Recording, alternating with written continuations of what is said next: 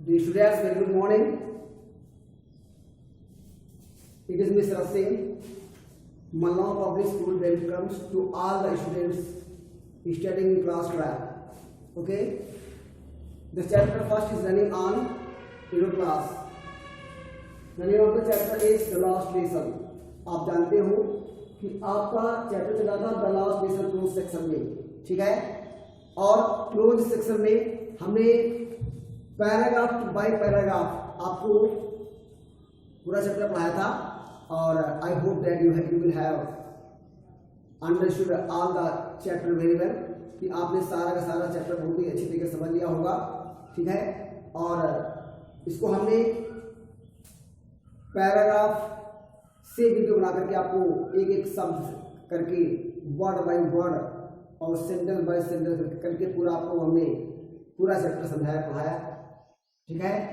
और अब इसके हम परीक्षा से संबंधित जो प्रश्न है उनकी ओर जाते हैं, ठीक है। फिलहाल आज हम आपके लिए मल्टीपल चॉइस क्वेश्चन लेकर के आए हैं, ठीक है। और आपको पता है कि इंटर और हाई स्कूल में, इंटरमीडिएट और हाई स्कूल में कई एडिशन की किताबें चलती, कई जो है संपादन की किताबें चलती हैं। और ये आवश्यक नहीं है कि जो ये मल्टीपल चॉइस क्वेश्चंस हैं ये सब बुक में मिलेंगे।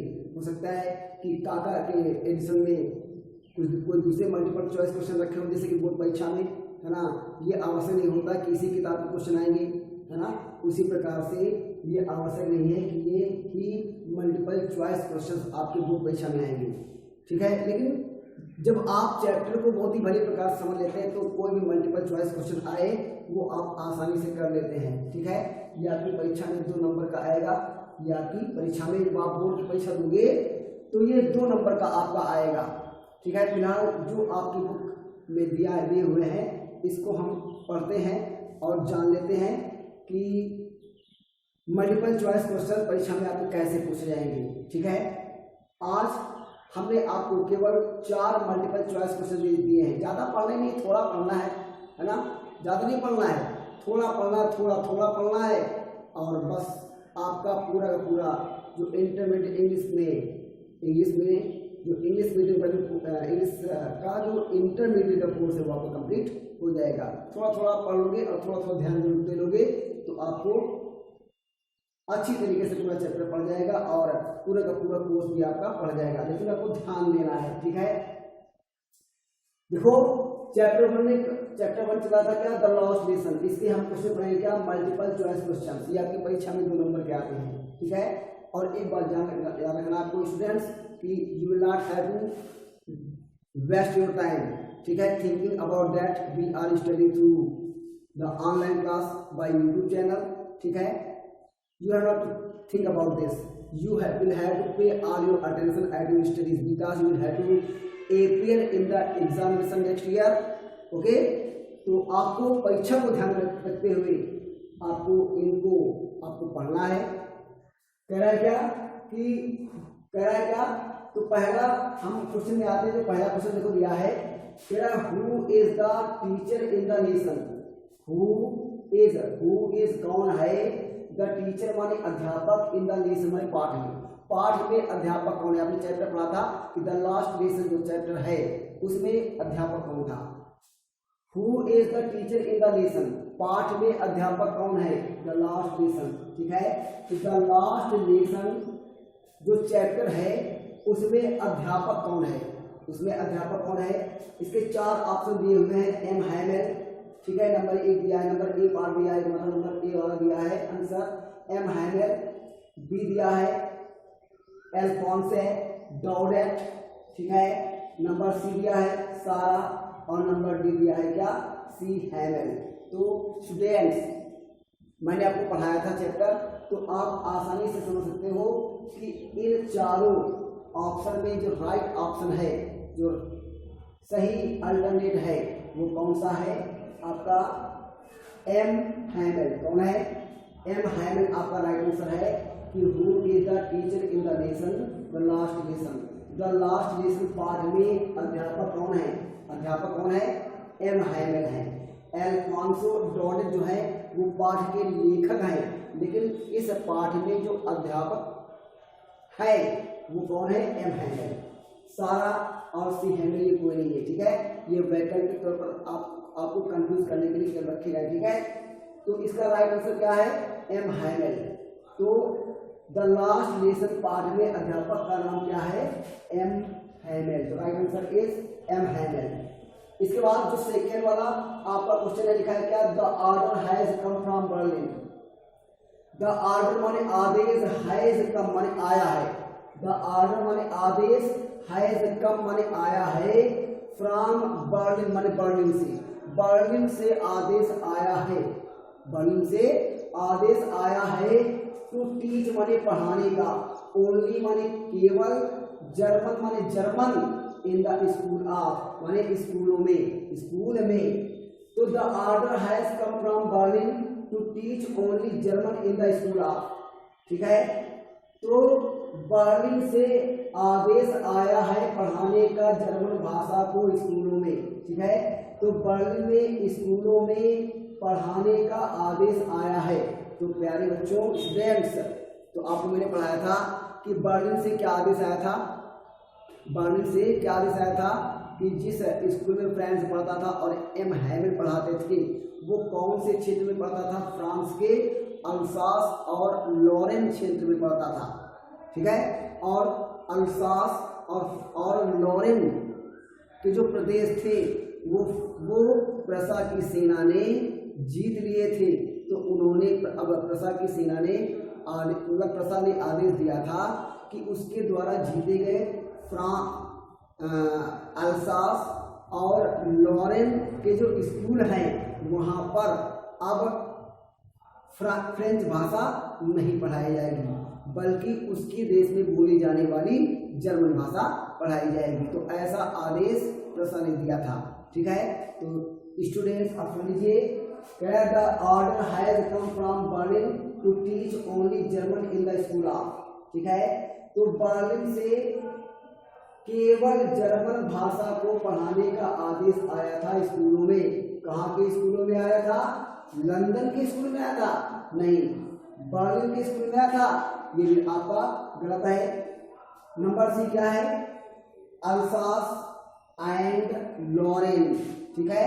तो राइट आंसर कौन है आपका, अल्सास एंड लॉरेन। ये फ्रांस के प्रदेश थे जिसको प्रसा ने जीत लिया था और वहां पर है ना अपने जीते गए इन अल्सास और लॉरेन के प्रदेशों में उसने अपनी देश में बोली जाने वाली भाषा जर्मन भाषा को पढ़ाने का उसने आदेश दिया था कि हमारे यहाँ जर्मन भाषा पाई जाती है। अब हमारे यहाँ हमारे द्वारा जीते गए फ्रांस के अल्सास और लॉरेन के प्रदेशों में भी जर्मन भाषा पढ़ाई जाएगी। तो कौन से क्षेत्रों में जर्मन भाषा को पढ़ाने का आदेश प्रसा ने दिया था, अल्सास एंड लॉरेन प्रदेशों में। इसके बाद क्वेश्चन नंबर आपका 3 आता है। आपको थोड़ा पढ़ना का, केवल 4 मल्टीपल चॉइस क्वेश्चन पढ़ने हैं। इसके आगे के मल्टीपल चॉइस क्वेश्चन हम आपको कल बताएंगे अपने अगले वाले वीडियो में। फिलहाल आपको 4 पढ़ने हैं, है ना, और थोड़ा पढ़ेंगे, बढ़िया पढ़ेंगे और उसको याद रखेंगे, ठीक है। कह रहा है क्या क्वेश्चन नंबर 3 कह रहा है क्या, in the last lesson, in the last lesson, in माने में, द लास्ट लेसन माने पाठ का ये नाम है द लास्ट लेसन, जिसका मतलब क्या हुआ, अंतिम पाठ, ठीक है।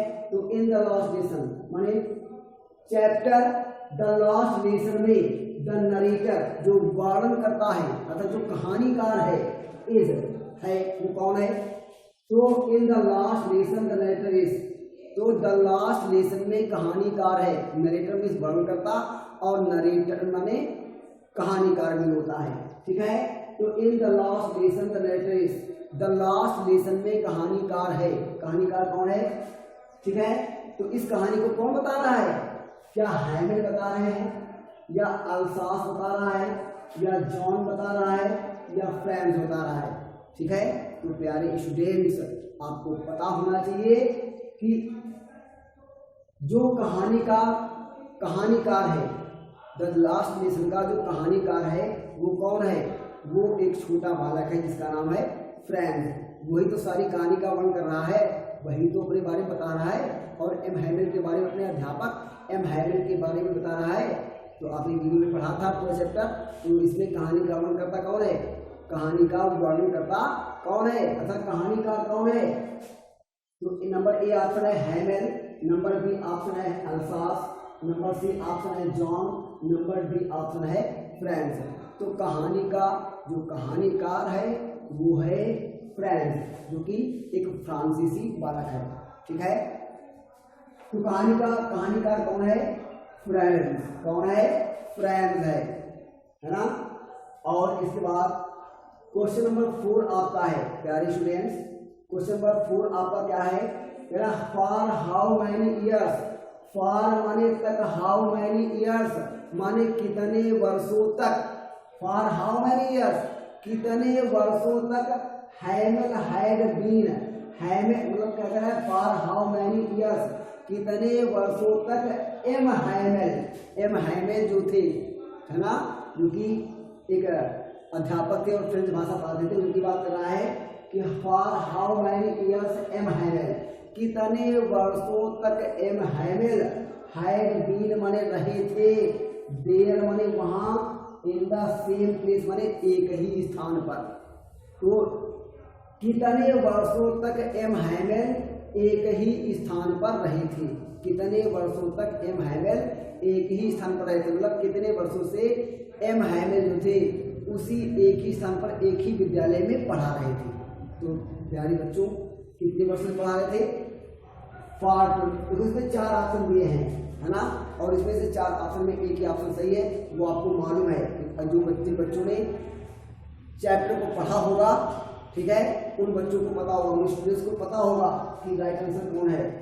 For how many years M Hamel had been living in the same place, कि कितने वर्षों से एम हैमल उसी स्थान पर थे, अर्थात उसी गांव के उसी स्कूल में थे, अर्थात उसी गांव में उसी स्कूल में एम हैमल कितने वर्षों से थे, मतलब कितने वर्षों से पढ़ा रहे थे। तो कितने वर्षों से थे, ऑप्शन दिए हैं 4, नंबर ए दिया है फॉर 40 ईयर्स, कितने वर्षों दिया है, फॉर 40 ईयर्स। तो स्टूडेंट्स जिन बच्चों ने मैंने बताया कि चैप्टर को पढ़ा होगा, हमारे द्वारा पढ़ाए गए, चैनल के द्वारा पढ़ाए गए चैप्टर को पढ़ा होगा, उन सभी स्टूडेंट्स को पता होगा। नंबर ए ऑप्शन क्या है, फॉर 40 ईयर्स 40 वर्षों से थे, फॉर 2 ईयर्स 2 वर्षों से थे, फॉर 10 ईयर्स 10 वर्षों से थे, या फॉर 20 ईयर्स या 20 वर्षों से थे। तो dear students the right answer is for 20 years, the right answer is for 40 years, है ना। जो सही आंसर है वो क्या है, फॉर 40 ईयर्स। तो एम हैमल जो थे उसी स्थान पर, मतलब उसी विद्यालय के उसी स्कूल में पिछले 40 वर्षों से थे, पिछले 40 वर्षों से फ्रेंच भाषा को पढ़ा रहे थे। तो राइट आंसर क्या है, फॉर 40 ईयर्स, ठीक है। तो I hope that you will have understood all the multiple choice questions very well, and you have kept in your mind all the questions very well, and I think you are preparing the lesson also very well। और मैं चाहता हूँ कि आगे भी जो आपको video दिए जाएँ, जो वीडियो के माध्यम से पढ़ाए जाएँ, उनको आप अच्छी तरीके से पढ़ना, चाहे वो टेक्स्ट बुक का हो, चाहे वो क्वेश्चंस हो, ठीक है ना। तो ये 4 ऑप्शन है और चारों ऑप्शन को आपको ध्यान से पढ़ना है, और चारों ऑप्शन को परीक्षा की दृष्टि से ध्यान रखते हुए इनको हमेशा याद रखना है। इसके बाद जो 4 मल्टीपल चॉइस क्वेश्चन हैं वो हम आपको अपने अगले वाले वीडियो में बताएंगे। तब तक के लिए गुड बाय।